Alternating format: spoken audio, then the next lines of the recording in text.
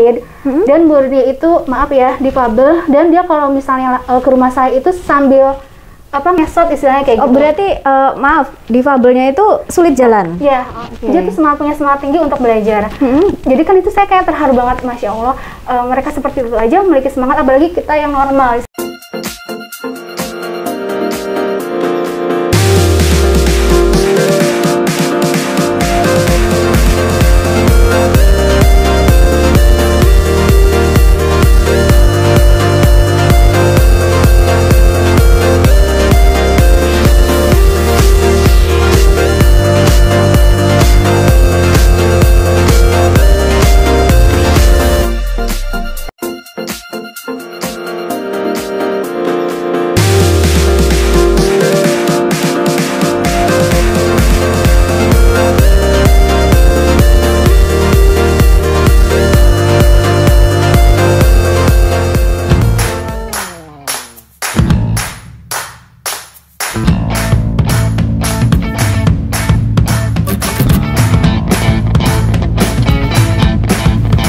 Assalamualaikum pemirsa Islamicpreneur TV.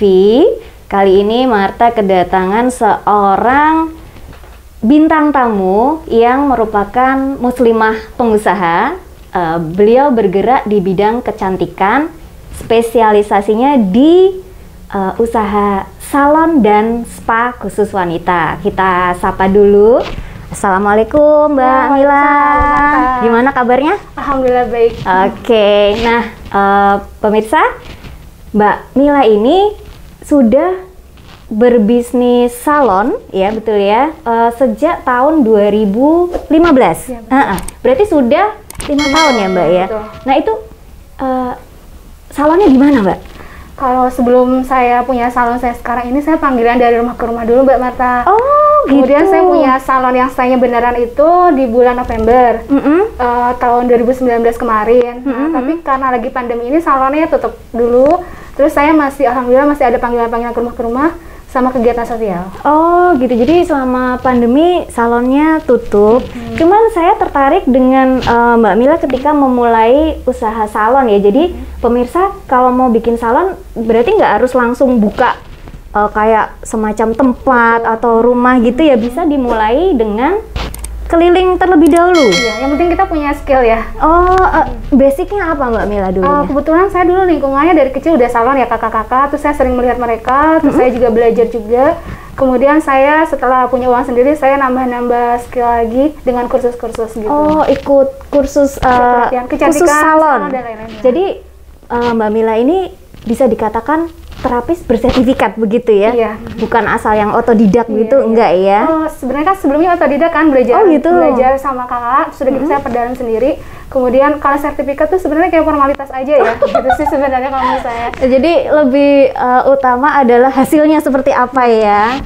Oke, jadi Mbak Mila ini sudah memulai bisnis pelanggan pertamanya itu dari tahun 2015, itu dari rumah ke rumah. Iya, betul. Nah, mungkin bisa dibagi ini untuk ke pemirsa, gimana caranya pertama kali untuk kita mendapatkan pelanggan, kan mesti apakah Mbak Mila harus ada seseorang yang merekomendasikan terlebih dahulu atau Mbak Mila sebar-sebar brosur atau gimana? Jadi itu pertama itu kan saya dulu dari kecil sering lihat ya, emang udah suka banget sama dunia ini dari kecil. Terus baru kesampaiannya itu 2015, kan sebelumnya saya ngajar tuh, kerja segala macam, ngajar juga kan.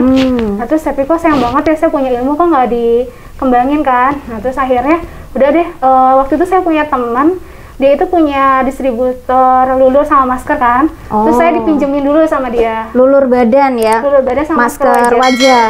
Oke. Jadi saya dititipin produk sama dia, nanti kalau udah laku baru bayar kan. Nah dari situ saya mulai. Terus apa yang saya punya di rumah nih, kan kalau misalnya cuman tato wajah atau pesta kan kita punya tuh sendiri tuh, barang-barang kita punya sendiri kan.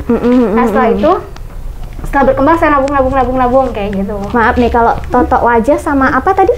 Pijat relaksasi, krim. Pijat relaksasi itu berarti modalnya cuma tangan ya Mbak? Betul. Nggak ada modal lain ya? Iya, kayak itu ini minyak, paling kayak gitu sih. Oh gitu ya? Sama krim, kayak gitu, sama gunting rambut gitu. Nah ini pemirsa Islamicpreneur TV, kalau mau mulai dari yang ibaratnya modalnya seadanya dulu, bisa mulai dari totok wajah tadi ya, sama yang masas-masas gitu ya.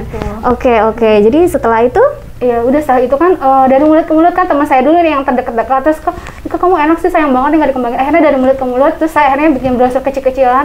Dulu tuh brosurnya Mbak Marta kalau boleh tahu nggak kayak gini, jadi kayak fotokopian gitu waktu masih awal-awal. Oh, oke. Jadi belum yang berwarna seperti ini ya. Ini saya lihat brosurnya ya ampun udah banyak banget ini ya perawatannya ini pemirsa. Ada gunting, ada perawatan wajah, perawatan spa, terus juga ada perawatan tangan, ada make up. Ini semua Mbak Mila pegang sendiri? Betul. Ada asisten juga sih. Oh, ada asisten juga. Awal-awalnya gimana maksudnya? Ketika buka tadi pertama kan buka lulur dulu. Terus setelah itu merambah ke yang lain, Mbak Mila pegang semuanya sendiri atau langsung rekrut karyawan gitu? Jadi waktu pertama-tama otomatis kan karena saya belum punya modal, saya sendiri dulu ya. Nah, habis gitu setelah beriringnya waktu tuh saya ngajarin pelatihan-pelatihan ke sekolah juga nih saya, terus ke ibu-ibu janda duafa juga.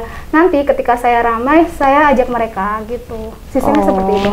Jadi dibagi ilmunya ke ibu-ibu janda dan duafa. Nanti setelah itu bisa diajak kerjasama gitu ya. Jadi kalau Mbak Mila ada job, ada order, ibu-ibu inilah yang dikaryakan. Ini ibaratnya sekali dayung 2-3 pulau terlampaui ya Mbak. Betul. Kita sebar ilmu, dapat pahala, terus kita juga dapat partner juga. Oke, aduh menarik sekali ini.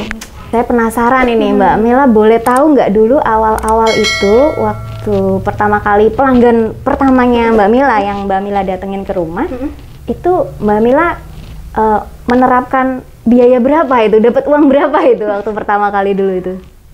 Dulu itu sahabat saya, kebetulan dia itu duta yatim. Nah, terus itu saya kan donaturnya dia juga. Nah, kemudian saya nawarin ke dia, kamu mau nggak nyobain tatak punggung aku, tatak wajah dulu, tatak wajah sama pijat relaksasi kan. Nah, terus nanti kamu kalau nggak enak nggak usah bayar, saya bilang gitu. Nah, ternyata itu pemirsa metodenya seperti itu ya. Jadi jangan langsung berpikir laba dulu, profit dulu ya Mbak ya. Kita servis dulu, kita cari orang yang mau testimoni atas apa yang kita kerjakan, baru mikir profit setelah itu ya. Jadi pelanggan pertamanya Mbak Mila itu teman sendiri, gratis pula. Enggak gratis, ternyata dibayar. Kan saya bilang kalau misalnya nggak enak nggak usah bayar. Oke, berarti enak. Ya alhamdulillah. Oke, setelah itu terus dari mulut ke mulut berkembang terus ya. Saya sebar brosur juga. Kalau nggak salah tuh dulu zamannya BBM ya, masih zaman BBM gitu. Oke, HP BlackBerry itu maksudnya ya. Iya, oke. Nah, terus soal yang tadi pemberian pelatihan untuk janda dan duafa tadi, apakah sampai sekarang masih jalan atau? Kebetulan itu kayak ada periodenya. Jadi kan kalau sekarang ini kebetulan pandemi, saya kan terjun langsung ke yayasan-yayasan yatim duafa atau enggak wilayah yang berdampak pandemi. Jadi mereka minta saya potong rambut adik-adik di sana gitu. Nah, kalau sebelumnya saya biasanya kasih jadwal nanti misalnya bulan Januari saya kasih pelatihan khusus untuk anak-anak remaja misalnya. Terus kemudian di bulan berikutnya khusus ibu-ibu janda duafa misalnya kayak gitu. Ada yang sifatnya umum nggak Mbak Mila? Maksudnya gini, kalau pemirsa mau ikut gitu kan, mereka bukan janda, bukan duafa, tapi kepengen bisa. Ada juga, tapi mereka berbayar. Kalau yang umum biasanya berbayar. Berbayar ya?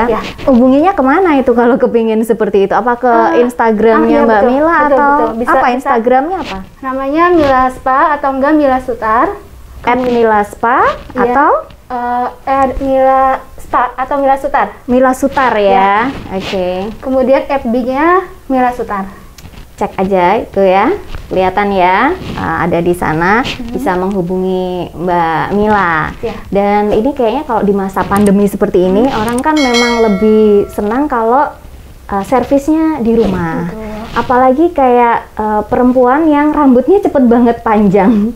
Jadi sebetulnya kalau gunting sendiri banyak yang nggak bisa ya, banyak yang kesulitan gitu. Jadi Mbak Mila apakah juga melayani untuk umum gunting ini atau khusus buat adik-adik yang tadi adik yatim dan para duafa? Masih sih, sekarang sampai detik ini masih ada customer yang minta saya datang ke rumahnya.